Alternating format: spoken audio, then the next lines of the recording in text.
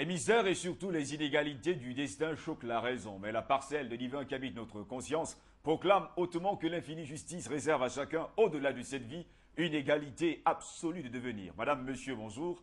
Bienvenue à toutes et à tous à cette autre édition de votre magazine d'information, Le Monde en 60 minutes. Nous sommes le samedi 19 janvier de l'an de grâce 2013 et au cours de cette édition de votre magazine d'information, nous parlerons du Mali avec le week-end écoulé, la France qui a bombardé le Nord Mali où se trouvent actuellement des djihadistes.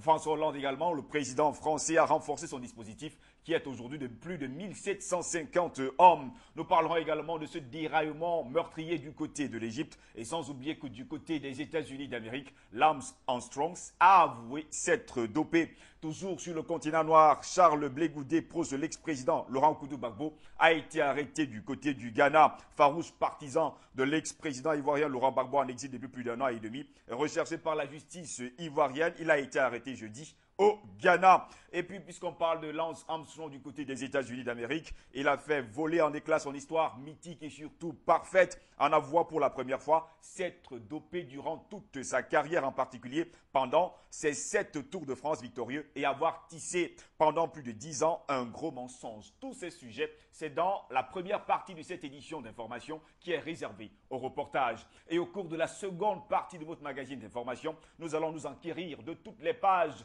des journaux et quotidiens internationaux avec tous les sujets qui ont eu cours tout au long de cette semaine qui s'achève. Madame, monsieur, bienvenue à toutes et à tous et surtout, asseyez-vous bien. Dans un instant, la première partie, elle est réservée au reportage.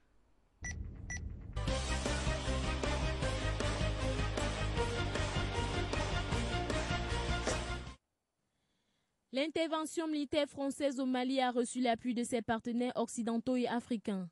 L'Algérie, traditionnellement hostile aux ingérences étrangères dans la zone sahéro-sahélienne, n'a pas pour l'instant réagi publiquement à la présence de l'armée française dans le nord du Mali. L'accélération des événements au nord du Mali impose à l'Algérie de revoir sa stratégie. Depuis le déclenchement de la guerre au nord Mali il y a un an, Alger a toujours privilégié l'option du dialogue pour régler la crise et s'est opposé à toute intervention étrangère dans ce qu'elle considère comme son arrière-cour. Les Algériens ont donc perdu sur les deux tableaux, diplomatiques et militaires. Ansar Dine et son chef Iyad Al-Ghali, qu'il avait réussi à imposer comme un partenaire fréquentable, les a floués en décidant d'attaquer l'armée malienne avec ses alliés islamistes d'Agmi et du Mudjao. L'intervention étrangère est en cours et est déclenchée et conduite par la France, l'ancienne puissance coloniale. L'Algérie doit s'adapter à une nouvelle donne et c'est ce qu'elle semble déjà faire. Le gouvernement algérien a apporté un soutien sans équivoque au gouvernement de Bamako, sans exclure un appui en matériel à l'armée malienne. Alger a également décidé de fermer ses frontières avec le Mali, ce qui va assécher l'approvisionnement des islamistes qui se ravitaillent notamment en carburant en territoire algérien. Alger a d'ailleurs multiplié les signaux en condamnant les violences des groupes armés et en soutenant la légitimité de l'intervention de l'armée française. Le premier ministre malien Diongo Sissoko s'est dit satisfait à son départ d'Alger lundi dernier après une visite de 2 jours. Selon lui, Alger et Paris ont des points de vue convergents sur la crise au Mali et les Algériens ont fait preuve de soutien.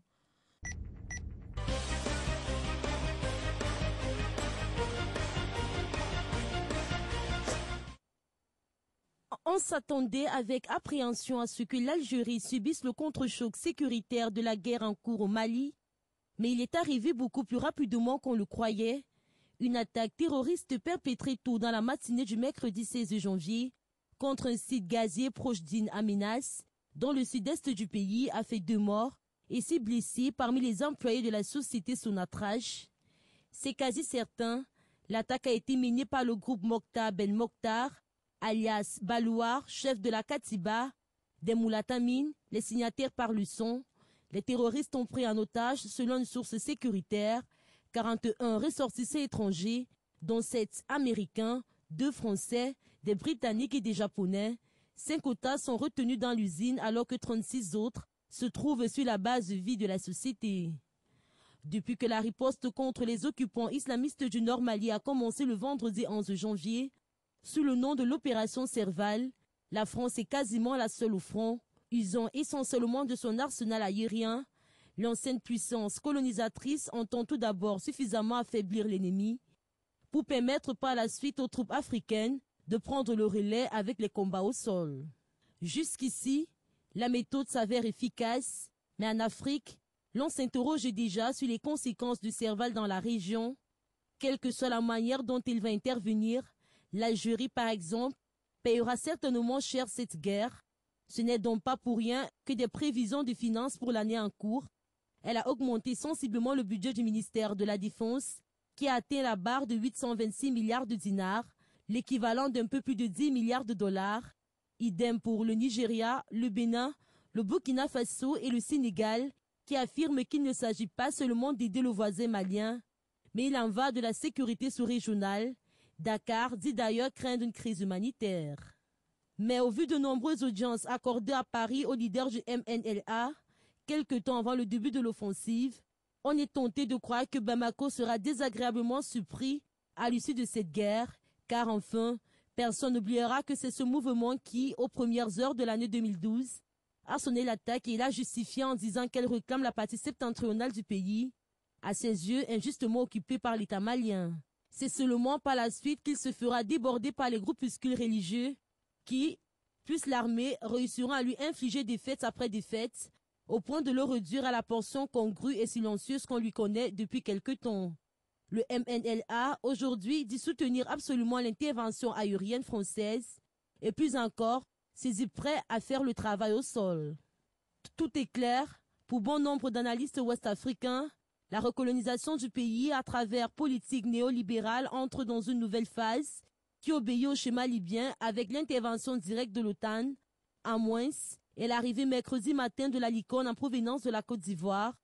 L'impérialisme collectif avait besoin d'exploiter comme à Benghazi les rancœurs et les rancunes d'une partie de la population qui a le sentiment d'être marginalisée. La rébellion Touareg faisait parfaitement l'affaire.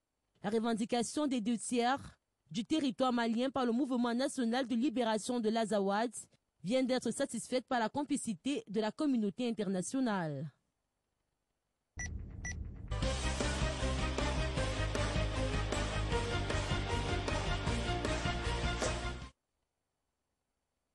C'est à Abu Habib que le président français François Hollande a annoncé lundi un renforcement du dispositif militaire français au Mali, en attendant l'arrivée des forces africaines pour contrer les troupes armées islamistes. Pour l'instant, nous sommes à 750 hommes et ça va encore monter, pour qu'ensuite, le plus rapidement possible, nous puissions laisser la place aux forces africaines, a déclaré M. Hollande aux journalistes lors de sa visite à la base navale Camp de la Paix, où sont déployées les troupes françaises. La France va continuer à avoir des forces au sol et dans les airs, a ajouté le président français, selon lequel le déploiement de la force africaine va prendre une bonne semaine. Dans l'avion présidentiel qui a décollé lundi soir de Paris, l'entourage du chef de l'État a indiqué qu'une partie des 700 hommes de la base d'Abu Habib était mobilisable, ainsi que les 6 avions stationnés sur cette base pour participer à l'opération Serval au Mali en cas de besoin. L'opération Serval est une opération militaire de l'armée française menée au Mali à partir du 11 janvier 2013 à la demande du gouvernement malien. M. Hollande est arrivé mardi matin à Abu Habib pour une visite au départ d'obédience économique qui a pris une autre tournure, selon les proches, et a été largement consacrée à l'intervention au Mali, lancée il y a près d'une semaine maintenant. Durant les 6 heures de vol, M. Hollande, en lien constant avec le ministre de la Défense Jean-Yves Le Drian, resté à Paris, a continué à donner des instructions pour la suite de l'opération Serval.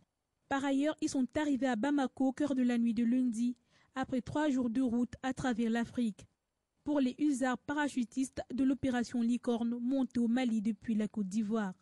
Dans la base aérienne 101, vestibule baraquement de l'autre côté des pistes de l'aéroport de la capitale malienne, les quelques 200 soldats français venus de la Côte d'Ivoire et leur quarantaine de blindés remettent hommes et mécaniques en état. Repartissent le matériel dans les camions bâchés et attendent les autres de monter vers le nord combattre les forces terroristes. Après une entrée triomphale au Mali, accueillis par des Maliens dont certains agitaient les drapeaux français en criant « Merci la France », ces soldats ont lentement avancé dans la nuit noire, ralentis par les problèmes de boîte de vitesse d'un blindé Saguin. C'est notre vocation d'être projetés sur les sites d'opération. Nous l'attendions, nous l'espérions. dit le capitaine S, commandant du groupement blindé qui demande, comme tous les autres soldats interrogés, à conserver l'anonymat. Mais en envoyant ses troupes au Mali vendredi, alors que les négociations politiques étaient en cours et qu'on était sur le point d'aboutir à un accord mettant fin à la crise, les troupes françaises ont quelque part saboté le processus de médiation. Certes, la situation s'est beaucoup dégradée ces derniers jours, surtout depuis que les djihadistes ont lancé une grande offensive pour occuper le centre du Mali, et principalement la localité de Komo, qui lui aurait ouvert la porte de Mopti, la seconde ville du Mali, et son aéroport international. Pour les spécialistes au fond du dossier malien, la présence des troupes françaises dans ce pays obéit à une autre logique, à d'autres considérations. Le président français François Hollande a beau expliquer que les troupes françaises se trouvaient au Mali pour prêter main forte à l'armée en place et que c'est pour combattre le terrorisme et Al-Qaïda qu'il avait pris cette décision. Il n'en demeure pas moins que ces explications ne tiennent pas totalement la route. En l'espace de quelques semaines, la position de la France a complètement changé. Alors qu'il avait pris l'engagement de ne pas intervenir directement dans le conflit et qu'il s'en remettait à l'ONU et aux résolutions de celle-ci. La France a fait du coup volte-face en envoyant directement sur le terrain ses soldats. Tout compte fait, l'intervention militaire française ne peut être en l'état actuel des faits une intervention humanitaire. Ayant perdu pied en Afrique et désireuse de reconquérir son influence comme au temps du général de Gaulle, la France aurait-elle trouvé le prétexte idéal pour justifier sa présence au Mali? Tout reste à savoir.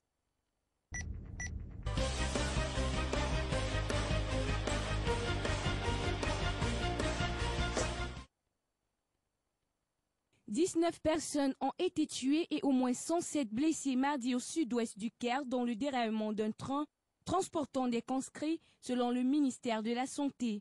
Un accident qui met de nouveau en lumière les défaillances du système ferroviaire égyptien. Le train se rendait du sud du pays vers une caserne du Caire quand 2 wagons ont déraillé peu près minuit à Badrachine. Plus de 60 ambulances se sont rendues sur place, les secouristes tentant d'extraire les survivants et les corps de l'amas de ferraille. L'arrivée du Premier ministre Hicham Kandil sur les lieux du drame, 2 habitants ont crié « Vous avez du sang sur les mains, monsieur Hicham » et ses gardes l'ont aussitôt entraîné à l'écart. Le président islamique Mohamed Morsi s'est rendu de son côté en hélicoptère dans un hôpital militaire du Caire, celui où le président déchu Hosni Moubarak est actuellement soigné pour visiter des blessés. Il s'agit du 5e accident de train meurtrier depuis la prestation de serment en juin du président Morsi. L'accident, tout comme celui de novembre dans lequel une 50aine d'écoliers avaient été tués, souligne l'urgence pour le président Morsi et son gouvernement de réorganiser leurs priorités, a affirmé le Front du Salut National, la principale coalition de l'opposition dans un communiqué. L'Égypte connaît régulièrement de graves accidents routiers ou ferroviaires dus à une circulation anarchique des véhicules vétustes, des routes et des voies ferrées mal entretenues et peu surveillées, et ce nouvel accident constitue un test pour le gouvernement sur ses capacités à gérer ce dossier. Dans la principale gare ferroviaire d'Alexandrie, la 2e ville du pays, des heurts ont opposé des passagers à des centaines de protestataires dénonçant l'accident et les défaillances du système ferroviaire et qui tentaient d'empêcher les trains de partir. La police a alors tiré des gaz lacrymogènes pour les disperser. Le ministre des Affaires sociales Nagwa Khalil a annoncé que le gouvernement allait verser aux familles de chacune des personnes décédées une indemnité de 10 000 livres égyptiennes, environ 1 520 $, et 20 000 livres égyptiennes, soit 3 000 $ aux familles des blessés.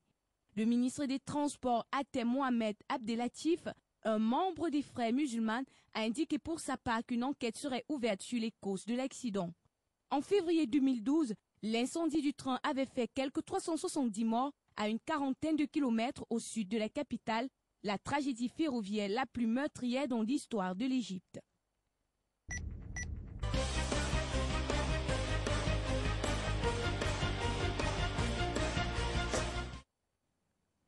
Les insurgés islamistes somaliens Shebab ont publié lundi sur Twitter 3 photos du cadavre d'un homme blond présenté comme le chef d'un commando français tué dans l'opération ayant échoué à libérer samedi en Somalie un otage français qui détiennent depuis 2009. La première image publiée lundi par les Chebab montre le corps d'un homme apparemment jeune, cheveux courts, portant des marques sur le visage, vêtu d'un pantalon clair et d'une chemise sombre.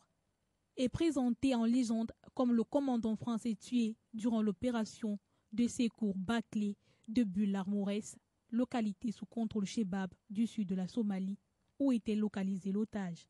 François Hollande, cela en valait-il la peine, demandait au président français la légende de la deuxième photo sur laquelle apparaît à côté du corps du matériel militaire soigneusement disposé. Armes, chargeurs, gilets pare-balles, casques, sacs à dos, matériel optique. L'homme décédé portait des chaussures de type militaire et un gant de protection à la main droite. Il n'était pas possible de savoir, à partir des photos, où il était blessé. La troisième photo, montrant son visage en gros plan, du col de la chemise dépassé, visiblement mise volontairement en évidence, une chaîne et une petite croix chrétienne argentée. Retour des croisades, mais la croix n'a pas pu le sauver du sabre, disait la légende. Une quatrième photo, décrite comme celle d'une partie du butin récupéré des forces françaises en fuite, montrait 2 fusils d'assaut, une arme de pointe, tous couleur camouflage et munis de silencieux et plusieurs chargeurs. Via cette opération de communication soigneusement orchestrée, les Chebab ont confirmé les appréhensions du ministre français de la Défense, Jean-Yves Le Drian, qui avait dit croire lundi matin une mise en scène macabre et indigne des cadavres du militaire français et de Denis Alex, enlevé le 14 juillet 2009 à Mogadiscio, et que Paris présume avoir été exécuté samedi par ses geôliers. M. Le Drian avait ainsi implicitement confirmé la mort dans l'oreille d'un deuxième militaire français jusque-là porté disparu, et le fait que son corps n'avait pas pu être récupéré. Selon les Chebab, ce soldat français qu'il présente comme le commandant dirigeant l'opération a succombé à une grave blessure après avoir été capturé. Le haut commandant des Chebab décidera alors d'une prochaine étape, la restitution ou non de son corps. L'opération menée par les services d'action de la DGSE s'était soldée par un échec. Le commando d'une 50aine d'hommes déposés par hélicoptère dans la nuit de vendredi à samedi à 3 km de Bull-Armorès avait fait face, selon M. Le Drian, à une résistance plus forte que prévue des islamistes. Depuis leur départ précipité de Mogadiscio par une force de l'Union africaine en août 2011, les Chebab, défaits par une coalition d'armées régionales mieux équipées, ont dû abandonner la totalité de leurs bastions. Ils ont par ailleurs annoncé mercredi dans un communiqué avoir décidé unanimement d'exécuter l'otage français, un agent des forces françaises de renseignement extérieur que Paris considère comme déjà mort depuis la tentative de sauvetage ratée du samedi dernier. Une tentative qui a coûté la vie à 19 personnes, dont 2 soldats français et 17 terroristes.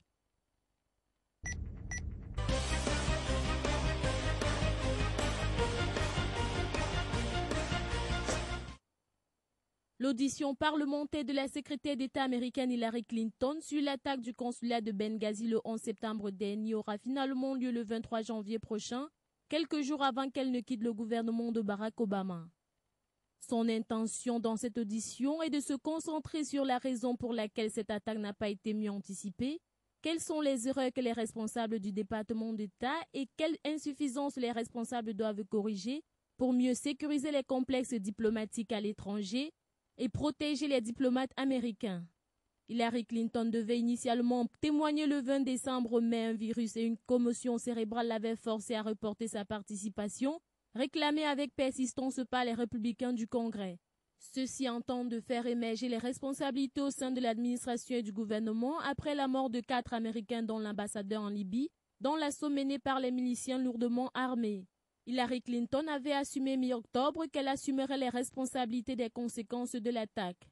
La secrétaire d'État devait initialement quitter son poste après la prestation de serment de Barack Obama le 21 janvier. Elle restera en fonction jusqu'à l'arrivée de John Kerry, actuel président de la Commission des Affaires étrangères du Sénat, désigné comme son remplaçant par le président. Pour l'heure, la date de la transition n'a pas encore été annoncée par l'administration.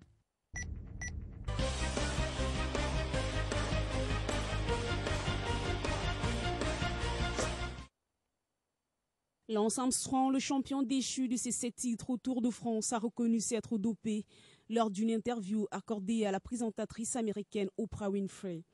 Cette interview était la première du Texan de 41 ans depuis son éradication à vie du cyclisme mondial. Accusé d'avoir activement participé au programme de dopage le plus sophistiqué jamais vu dans l'histoire du sport par l'agence américaine antidopage USADA, Lance Armstrong aujourd'hui fait face à des conséquences désastreuses. L'entretien a été enregistré lundi dans un hôtel au Texas. Tout en restant évasive sur les détails de la confession d'Armstrong, la célèbre animatrice américaine a déclaré mardi que les questions les plus importantes que les gens se posent à travers le monde ont été posées et des réponses ont été apportées. Satisfait du résultat, Oprah reconnaît avoir trouvé l'ex-champion réfléchi et sérieux lors de l'interview. Le face-à-face qui a duré 2h30 sera diffusé sur la chaîne de télévision d'Oprah et sur son site internet. Avant même la diffusion du programme télévisé, l'information sur les aveux du coureur a été relayée par des médias du monde entier. Prenant acte des affirmations de Lance Armstrong, David Oman, président de l'agence américaine antidopage, a déclaré que l'agence dont il est à la tête encourage le cycliste américain à partager les détails de ses activités avec les autorités antidopage. Il a tenu à signaler que ce n'est que lorsque l'ex-septuple vainqueur du Tour de France fera une confession complète sous serment et racontera aux autorités tout ce qu'il sait qu'il pourra entrer en phase d'un processus de révision de sa suspension à vie. L'Union cycliste internationale, de son côté, encourage maintenant le Texan à témoigner devant la commission indépendante contre les allégations portées à son encontre, des allégations stipulant qu'elle avait couvert les agissements de l'Américain. Une chose est certaine, les confidences de l'ex-champion hors norme ouvrent la voie à de nouvelles procédures judiciaires et à des implications financières. Cependant, les aveux de la forteresse Armstrong mettent aussi fin à plus d'une décennie de démentis, car en juin 2012, lorsque l'USADA a dévoilé le programme de dopage mis sur pied par Armstrong, ce dernier avait vivement démenti les faits, affirmant ne s'être jamais dopé et avoir fait près de 500 contrôles antidopage sans avoir été contrôlé positif. Depuis sa lourde sanction par la justice sportive, l'impitoyable patron du peloton a perdu la plupart de ses sponsors et démissionné de la présidence de Livestrong, sa fondation de lutte contre le cancer créée en 1997. Et si ces aveux avaient des suites judiciaires, le coureur s'exposerait alors à une incarcération et sa fortune, qui environne les 100 millions d'euros, pourrait sévèrement être touchée.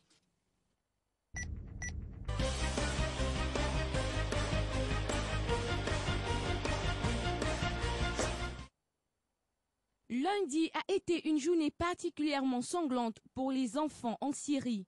26 d'entre eux ont péri dans les violences selon une ONG, régime et rebelles s'accusant mutuellement d'être responsables de leur décès.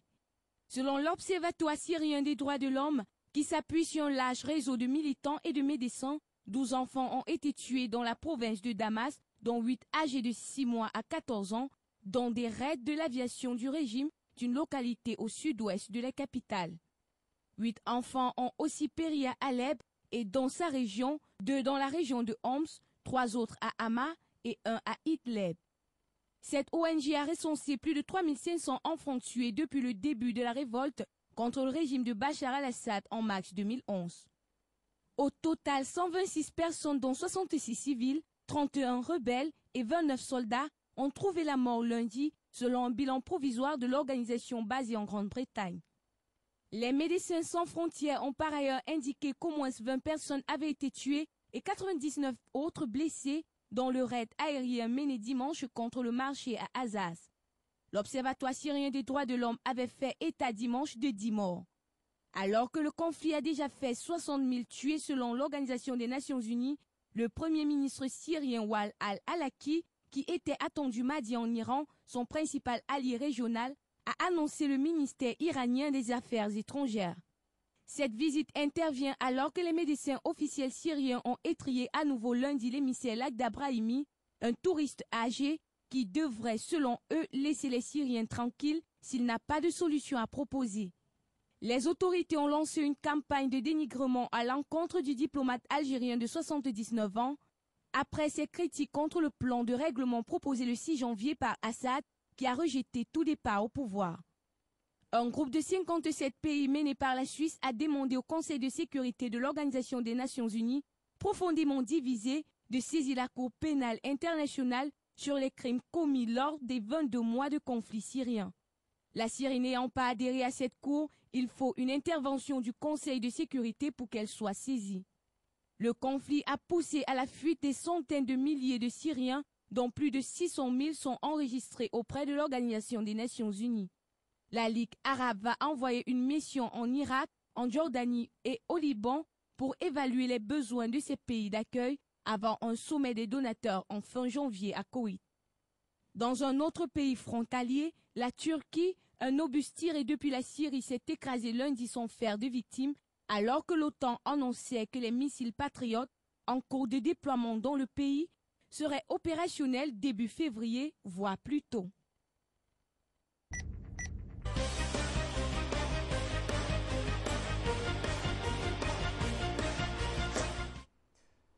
Pour que la boucle soit bouclée pour cette première partie de votre magazine d'information réservé aux reportages, quelques brèves. Nous allons également parler de Charles Blake Boudet, farouche partisan de l'ex-président ivoirien Laurent Koudou Gbagbo, en exil depuis plus d'un an et demi et recherché par la justice ivoirienne, a été arrêté jeudi au Ghana. L'ancien leader des jeunes patriotes pro Gbagbo a été arrêté à son domicile à Accra au Ghana par des agents qui étaient en civil et conduits au Bureau national d'investigation, en abrégé BNI, la police ghanéenne du collectif des exilés pro Gbagbo, dans la capitale du Ghana, joint par téléphone depuis Abidjan. Une source proche du gouvernement ivoirien a confirmé son arrestation. Selon l'un de ses proches, l'ex-ministre de la Jeunesse de l'ancien président ivoirien Laurent Koudou Gbagbo, actuellement incarcéré dans une cellule de la Cour pénale internationale, qui ne dispose pas d'un statut de réfugié politique au Ghana, a été arrêté et menotté par 4 policiers ghanéens et 4 policiers ivoiriens, puis emmené dans un véhicule 4x4 au moment de l'arrestation. L'un des policiers a dit cette fois, on a de la chance, il est là, à raconter.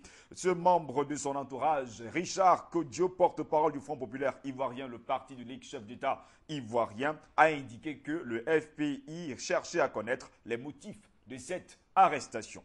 Du côté de la Centrafrique, l'opposant et avocat centrafricain Nicolas Tiangaye a été nommé jeudi après plusieurs jours de tergiversation Premier ministre du gouvernement d'Union nationale après l'offensive de l'Alliance rebelle Séléka suivie de l'accord de paix de Libreville. C'était le 11 janvier dernier. Selon l'accord de Libreville, François Bozizé ne peut révoquer le Premier ministre qui est en place pour une durée de 12 mois renouvelable. M. Tiangaye ne pourra pas se présenter à la présidentielle de 2016, de même que le président François Bozizé, arrivé au pouvoir par les armes en 2003. Juriste réputé défenseur des droits de l'homme, Maître Tiangaye a été nommé après une cérémonie de plusieurs heures au palais présidentiel de Bangui, en présence de membres de la majorité présidentielle, de l'opposition démocratique, de l'Alliance rebelle Séléka, les rebelles ayant adhéré aux anciens accords de paix et de la société civile.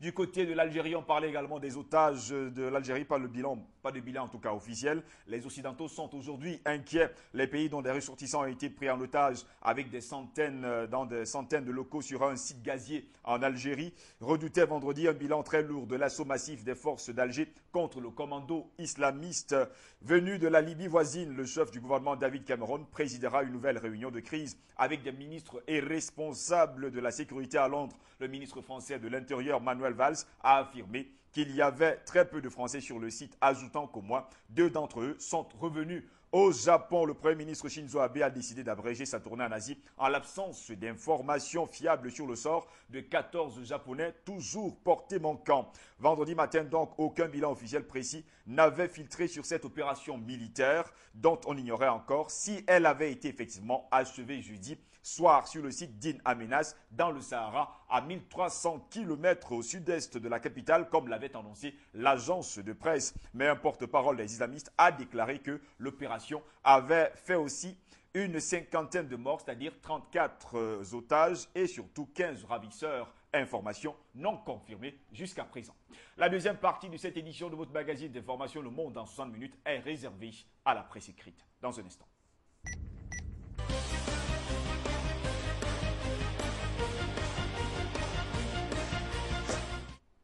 Le sujet qui a fait l'actualité, il faut le dire, du côté de la France et surtout du monde entier ces derniers jours, c'est tout simplement l'attaque, le week-end écoulé de la France du côté du Nord Mali. Dans un instant, la presse écrite.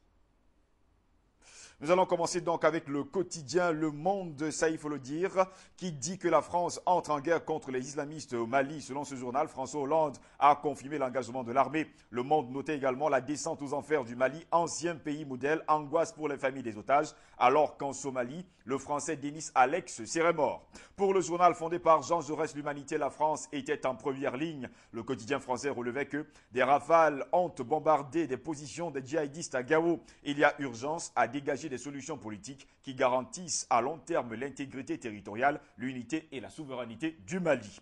Libération nous donnait les raisons d'une guerre au Mali et nous affirmait que Paris poursuivait ses raids contre les positions islamistes, affirmant que l'opération durera le temps nécessaire au risque d'un enlisement. Pour aujourd'hui en France, l'offensive au Mali est une opération qui est parti pour durer. À sa grande une, aujourd'hui en France, s'interrogeait mariage gay. Ils ont dit non. Et après, le journal français relevait qu'hier, en tout cas on parlait le dimanche, la manifestation anti-mariage gay a rassemblé plusieurs centaines de milliers de personnes à Paris. Une mobilisation de grande ampleur qui ne semblait pas faire fléchir le gouvernement. Pour le journal catholique La Croix, la manif pour tous, c'est le pari réussi pour La Croix. Le défilé parisien des opposants au mariage gay pour les personnes de même sexe a atteint ses objectifs, rassembler une grande foule dans un esprit pacifique. Pour le Figaro, c'était le raz-de-marée. Les organisateurs estimaient en tout cas environ 1 million de nombre de participants à la manifestation contre le mariage homosexuel et l'adoption.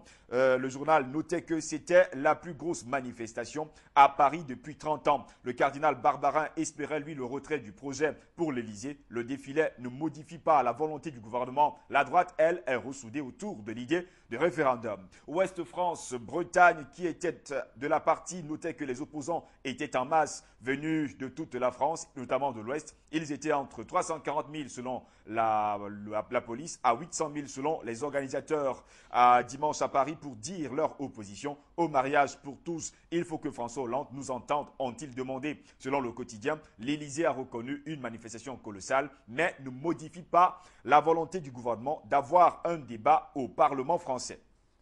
La Voix du Nord n'a pas lâché cette affaire lundi et insisté sur le fait que des milliers de personnes ont battu le pavé de Paris lors de la manifestation opposée au mariage pour tous et à son corollaire, l'adoption pour les couples homosexuels, d'où la une du journal de Lille, manif pour tous, famille nombreuse. Alors que tous les journaux et quotidiens français ont presque eu la même une mardi, mais lundi dernier, la Marseillaise s'est intéressée au MP 2013, qui fut un week-end de rêve. Selon le quotidien, le public a encore été nombreux au second jour du lancement de MP 2013, clos par un show pyrotechnique à Arles. Dans la journée, une chasse au trésor a réuni plus de 25 000 personnes sur les territoires de la capitale de Marseille. Le quotidien français de l'économie, Les Échos, qui revenait sur l'emploi et les chefs, les clés d'un accord, en tout cas, qui changent la donne. Selon Les Échos, le texte œuvrait, en tout cas, ouvre, en tout cas, des possibilités de flexibilité pour l'emploi et l'anticipation des reconstructions pour des grands groupes. L'accord majoritaire en entreprise devient le socle de référence de dialogue social. Les salariés ont obtenu des droits nouveaux sur l'assurance chômage, la complémentarité santé et surtout la résolution des CDD. Les Échos notaient également lundi que Laurence Parisot a qualifié l'accord de potentiellement historique. La patronne du MIDEF veut prolonger son mandat. Le quotidien de la Réunion et de l'océan Indien n'a pas raté la manif contre le mariage pour tous et parlait de mobilisation renforcée. L'appel du collectif réunionnais contre le projet de loi sur le mariage pour tous a rencontré un écho plus large. Que le 9 décembre dernier en métropole, la mobilisation s'est également renforcée. Le quotidien de la Réunion notait également lundi dans sa page 43 que les avions français frappaient le nord Mali. Information confirmée même en Belgique par la Libre qui indiquait que Hollande entre en guerre. Selon le journal belge, les djihadistes basés dans le nord du Mali, dont les positions sont bombardées par les forces françaises, ont annoncé lundi qu'ils allaient frapper le cœur de la France, selon un responsable du mouvement de l'unicité et le djihad en Afrique de l'Ouest, en abrégé, le Moudjaou. On termine cette journée de lundi par en Suisse avec la Tribune de Genève qui s'était intéressée à Argo, qui a soufflé le Golden Globe du meilleur film à Lincoln, l'Américain Ben Affleck, à Mikao Steven Spielberg, l'un des hommes les plus puissants d'Hollywood, en remportant à la surprise générale le Golden Globe du meilleur réalisateur et celui du film dramatique.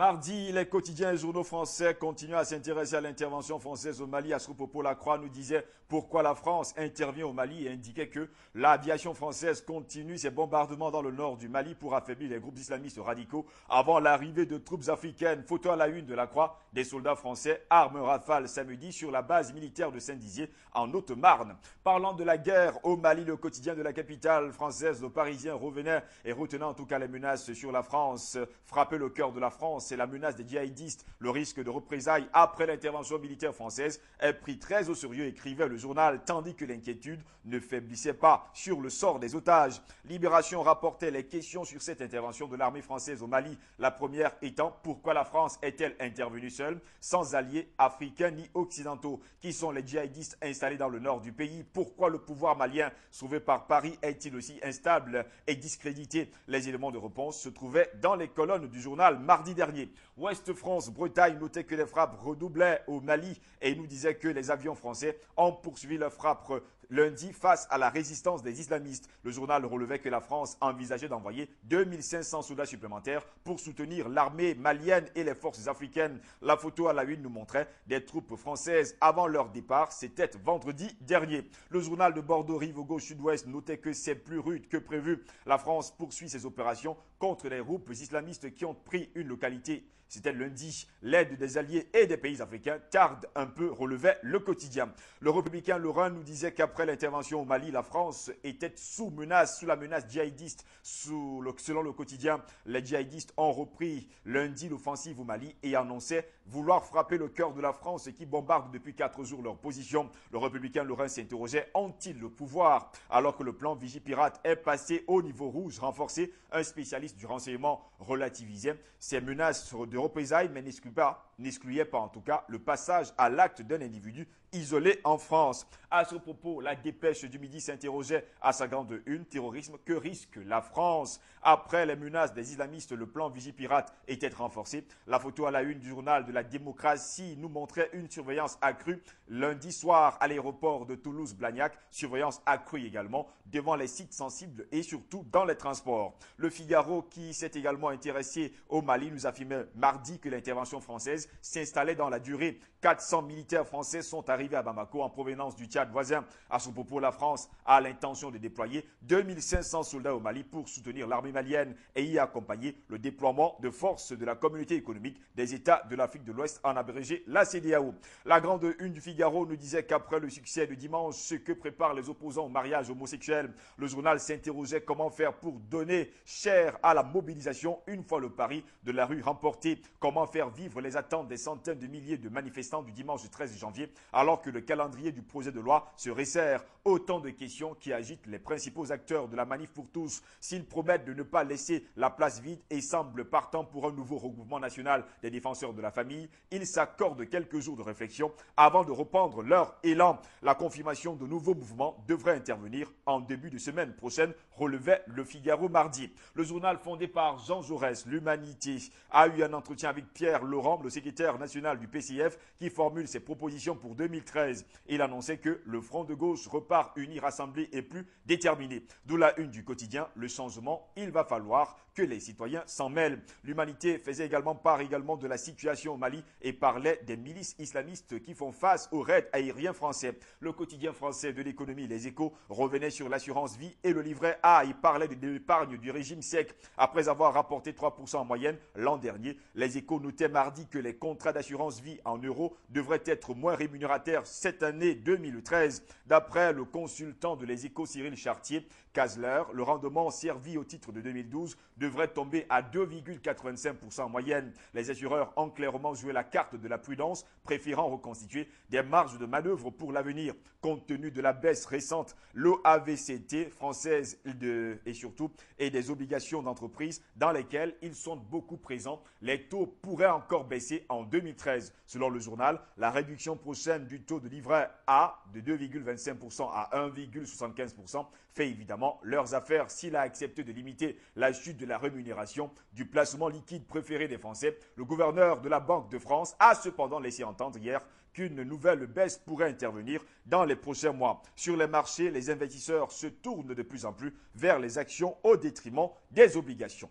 La Voix du Nord s'était intéressée mardi à la météo et relevait qu'un front neigeux progressant d'ouest en est s'est abattu sur la région. On parle de Boulogne-sur-Mer, entraînant des difficultés de circulation, notamment sur l'A6, l'A16. D'où la une du journal de Lille. Le froid et la neige sont là et ça va durer. Même en Belgique, c'est le chaos sur les routes et la Libre se demandait pourquoi les solutions tardent à venir. Selon le quotidien belge, au niveau des routes, le 429 Lille-Tournai est fermé en direction de Marcoing. Les fils sont à signaler dans le même secteur. La situation était également compliquée sur l'autoroute E411 Bruxelles-Luxembourg. Dans les deux sens, ça roulait également relativement bien sur les grands axes. Pas de perturbation sur le rail, sauf en région montoise. RAS sur le réseau STIB et Bruxelles Airport Est entièrement opérationnel. Les TEC ne roulaient que sur les grands axes. En Suisse, la tribune de Genève revenait sur l'instruction publique et relevait que les francs élèves divisent les écoliers, volent à leur secours. Si des adultes sont choqués par le système de francs élèves mis en place à l'école de la Gradelle, deux écoliers interrogés par le quotidien suisse semblaient ravis, même si le journal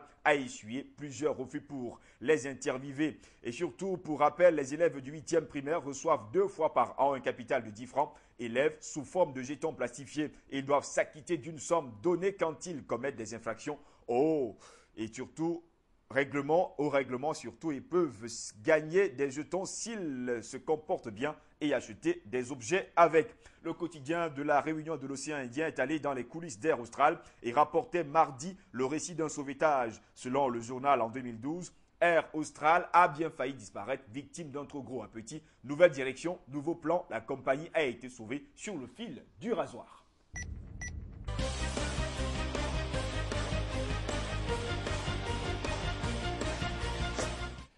Mercredi, plusieurs sujets faisaient la une des quotidiens et journaux du monde entier, dont la démographie, l'affaire Armstrong, Renault, le tourisme, le froid qui s'installe et s'intensifie et bien d'autres sujets encore. Une fois n'est pas coutume, nous commençons la journée de mercredi avec la revue, il faut le dire, avec le quotidien français de l'économie, Les Échos, qui parlait de tour de vis de Renault sur l'emploi en France. Le journal indiquait que 3 mois après le début des négociations sur la compétitivité de ces opérations en France, Renault est entré mardi dans la partie dure des débats. La direction envisage d'abaisser d'environ 7500 postes le total de ses effectifs dans l'Hexagone, production, ingénierie et surtout siège pour réaliser une économie de 400 millions d'euros sur ses frais fixes et abaisser son point mort économique au moment où le marché automobile européen amorce probablement une nouvelle année de baisse sans tenir compte de quelques centaines d'embauches. C'est même plus de 8200 salariés français qui risquent de perdre leur emploi d'ici à la fin 2016. Un tour de vis sévère après les 8000 départs déjà annoncés l'été dernier chez PSA. Mais à la différence de ces derniers, le groupe aux losanges espère éviter toute fermeture d'usine à condition d'arracher un accord avec les syndicats. Les Échos notaient qu'une négociation dure s'engage. Même son de cloche à la une de Libération qui nous disait qu'après PSA, Renault dégraisse à la chaîne. Le constructeur a annoncé mardi la suppression de 7500 postes n'exclut pas la fermeture d'un site si les syndicats ne signent pas un accord sur la compétitivité, écrivait Libération mercredi. Libération notait également que l'acteur-réalisateur Quentin Tarantino est de retour avec le film Django Unchained. Quentin Tarantino est tout simplement magistral avec en star Jamie Foxx. L'actualité cinéma, en tout cas, c'était dans le cahier central de Libération mercredi. Libération n'avait pas également oublié le réalisateur japonais Nagisa Oshima qui a quitté l'Empire des Sens. La mort du cinéaste japonais était en page 22 et 23 du journal français Libération. Le Figaro nous informait mercredi que Paris envoie 1750 hommes supplémentaires pour renforcer le dispositif de 750 soldats français déjà en opération. D'où la une du journal Mali, l'armée française monte en puissance. En page 14, le Figaro revenait sur le dopage et pourquoi Armstrong passait aux aveux. Le champion cycliste, en tout cas, s'est livré très calculé. Lors d'un show télévisé, il tentait en tout cas de reconquérir l'opinion publique américaine et surtout mondiale. En page 6, le Figaro indiquait que Hollande souhaitait imposer aux élus PS le non-cumul des mandats. Le chef de l'État français va annoncer, ou encore a annoncé le même soir du mercredi aux parlementaires, un projet de loi sur cette promesse de campagne qui les dérange. Un sujet sur lequel le monde de fait faisait un clin d'œil en tout cas, avec la une Hollande, la possibilité d'un rebond. 3 événements non liés. On parle du Mali, de l'emploi, du mariage gay qui pourrait marquer un tournant du quinquennat du président français. Pendant ce temps, le monde n'a pas omis de signaler qu'au Mali, la France prend ses quartiers seule au Conseil de sécurité des Nations Unies. La France fait un sans faute diplomatique et pourtant, elle est solitaire, relevait le quotidien mercredi et notait que les Européens hésitent à s'engager. Le monde avait fait la cartographie du pays, son histoire et surtout ses guerres. L'Est éclair rapportait l'expérience douloureuse d'un Troyen au Mali alors que la France annonçait le renforcement de son contingent pour lutter contre les terroristes. Un Troyen installé à Douenza témoignait dans les colonnes du journal de la manière dont les djihadistes l'ont dépouillé. L'Est éclair nous disait également mercredi qu'après la neige, gare au verglas sur la route. Le journal notait que si l'épisode neigeux qui a frappé l'Aube mardi n'a pas entraîné de problème majeur avec seulement quelques retards de bus scolaires, le verglas annoncé le mercredi devait en tout cas inciter à la prudence. Parlant de neige, Libération Champagne trouvait que la situation est plutôt maîtrisée dans l'Aube pour le quotidien. Certes, la circulation sur les réseaux secondaires avait été difficile et de nombreux circuits de ramassage scolaire ont été annulés, mais l'anticipation de l'épisode neigeux a limiter les problèmes. La Voix du Nord, édition Le Lit, nous affirmait que le froid s'installe et s'intensifie. Les températures poursuivaient leur descente. Aucun signe de dégel à l'horizon, même si les flocons, la photo à la une montre bien sûr Maubeuge, se font plus rares que lundi soir. Le journal notait que la région s'achemine vers le grand froid. Lance Armstrong était à la une de la Nouvelle République en compagnie de son ami Oprah Winfrey. Pour ce journal, l'ancien champion cycliste aurait reconnu s'être dopé dans une interview accordée à la présentatrice Oprah Winfrey qui a été diffusé jeudi dernier. Le quotidien parlait du sprint final pour les travaux d'Armstrong. En page 44, la Nouvelle République nous disait, parlant de démographie, que la France est au ralenti. Information confirmée à la une du quotidien catholique La Croix. En France, 65,8 millions d'habitants. D'après les dernières estimations de l'INSEE, la population française augmente toujours, mais moins vite. Dans ses pages 2 et 3, La Croix relevait que les États-Unis sont loin de l'adieu aux armes, même si le journal soulignait que la Maison-Blanche veut renforcer la légalisation et surtout la législation sur les ventes d'armes, mais se heurte à de fortes résistances. Le journal fondé par Jean Jaurès, L'Humanité, relevait que les garrots budgétaires et salariaux étouffent la vie du pays. Le Front de gauche lance une grande campagne populaire autour de ses propositions alternatives. D'où la une de l'Humanité contre l'austérité. Le Front de gauche repart en campagne. Le quotidien de la Réunion et de l'océan Indien rapportait les dangers du miel gaufré et soulignait que 7 personnes qui avaient goûté à du miel gaufré ont été intoxiquées et 3 d'entre elles ont dû être placées en réanimation. En Belgique, la Libre nous disait que l'euro est sorti du cycle de la peur. Peter Pry, premier Belge à siéger au directoire de la Banque Centrale Européenne, expliquait pourquoi il est confiant à l'occasion de son passage à Bruxelles pour une prestation en duo aux grandes conférences catholiques avec Philippe Maystadt, ministre d'État et président honoraire de la Banque Européenne d'Investissement, en abrégé BEI. Peter Brahe, directeur de la Banque Centrale Européenne, a accordé une interview à la Libre. La Libre qui notait également que Lance Armstrong avoue son dopage et va doper l'Audima. On parlait bien sûr de jeudi dernier. En Suisse, la Tribune de Genève affirmait qu'un chef de finances UDC vend des fonds non autorisés. En Allemagne, des milliers d'épargnants ont été piégés par les fonds maritimes, écrit le journal qui notait qu'en Suisse, un élu UDC, chef de finances UDC de la commune de Volevo, propose ses placements allemands sans autorisation.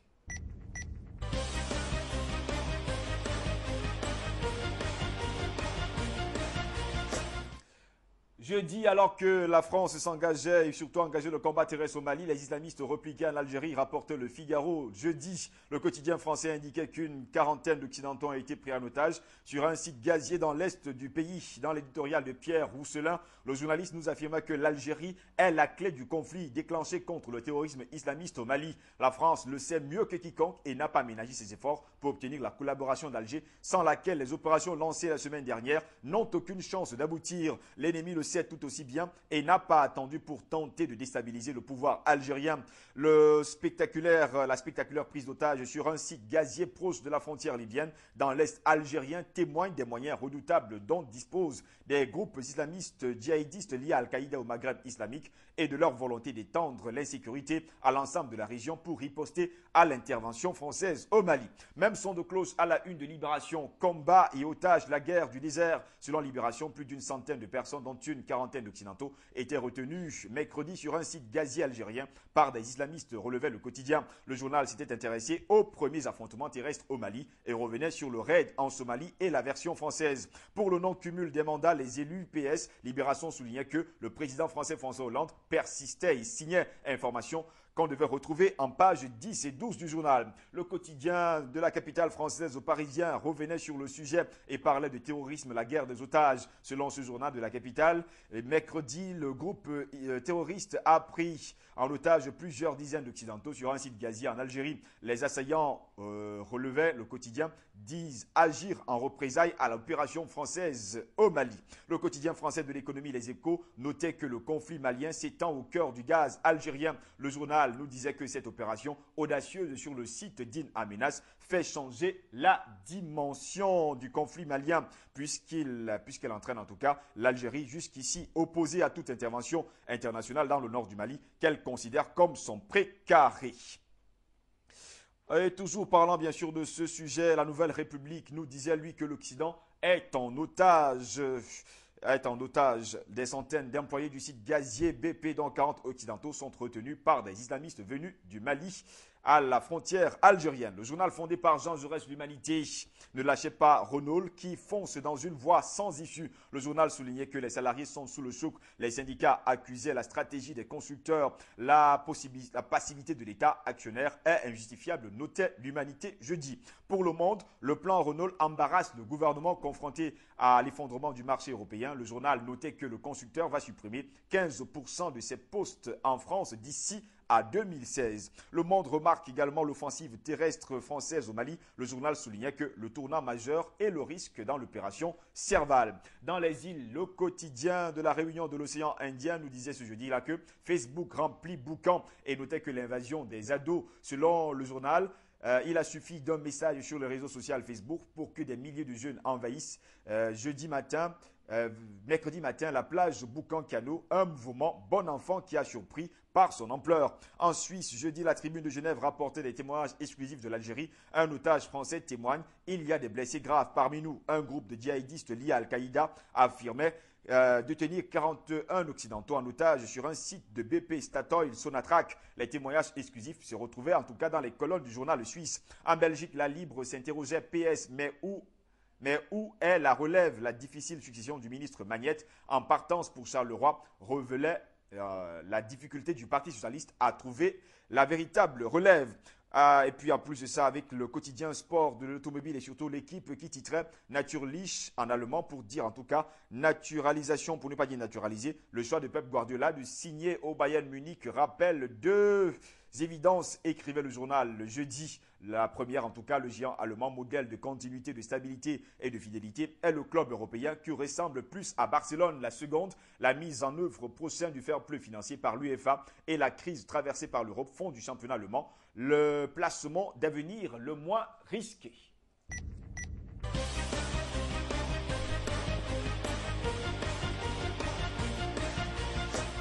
Hier, vendredi, les journaux et quotidiens du monde entier revenaient sur la prise d'otages par des djihadistes en Algérie qui a tourné au drame. Et c'était le cas du Figaro qui notait que des forces algériennes ont donné l'assaut jeudi contre les terroristes retranchés dans un complexe gazier. Une trentaine d'Occidentaux auraient été tués, relevait le journal. Dans les colonnes du Figaro, page 2, dans sa parution de vendredi, l'Algérie, l'assaut meurtrier contre les djihadistes et le dénouement de la crise qui alarme les chancelleries. Les premiers témoignages qui font savoir que les étrangers étaient ligotés.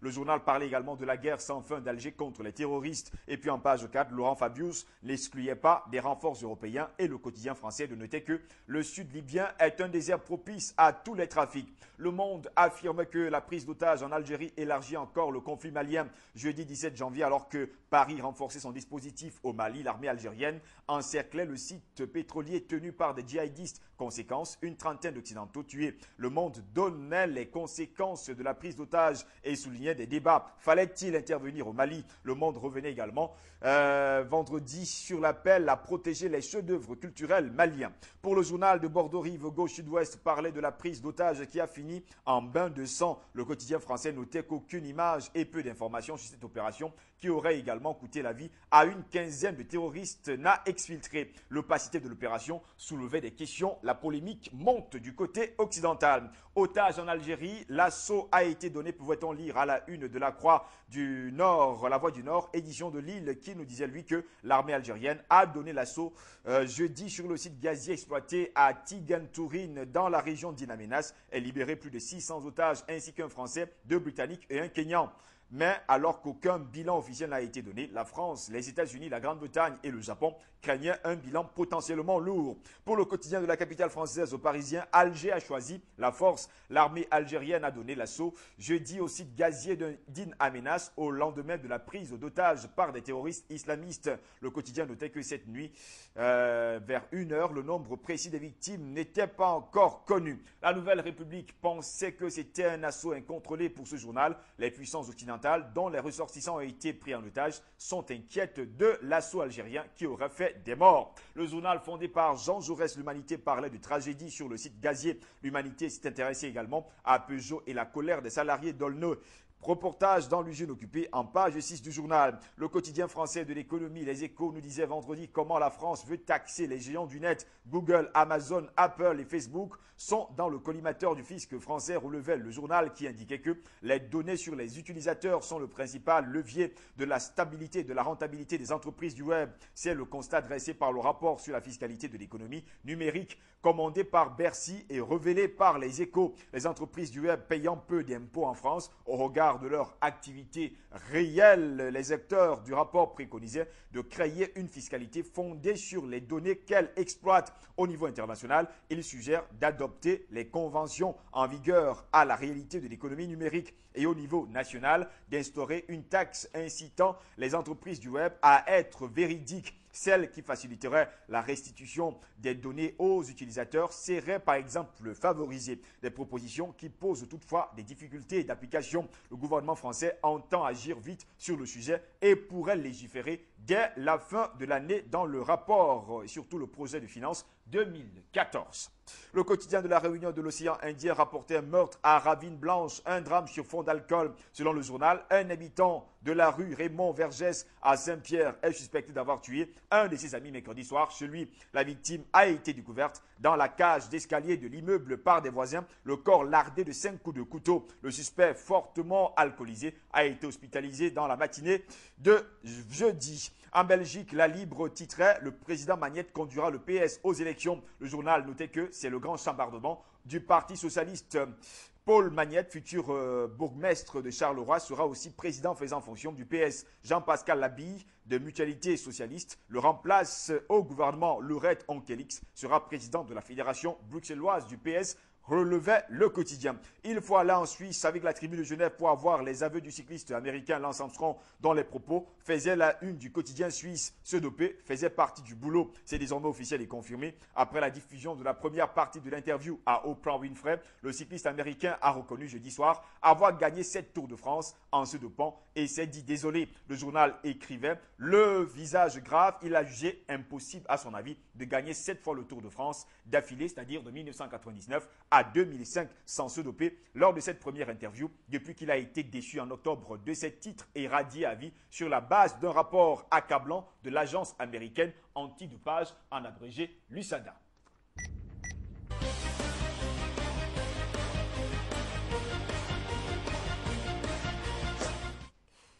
Voilà, madame, monsieur, en 1 heure, en 60 minutes, nous avons fait le tour du monde. C'est justement pourquoi votre magazine d'information qui se déroule sur la chaîne de télévision panafricaine Le Monde en 60 minutes parle bien sûr d'1 heure d'information. Au plaisir de vous retrouver très prochainement pour une nouvelle édition. N'oubliez surtout pas, il faut rire sans être content de rire, de peur de mourir sans avoir ri. Bon week-end à toutes et à tous. Au revoir.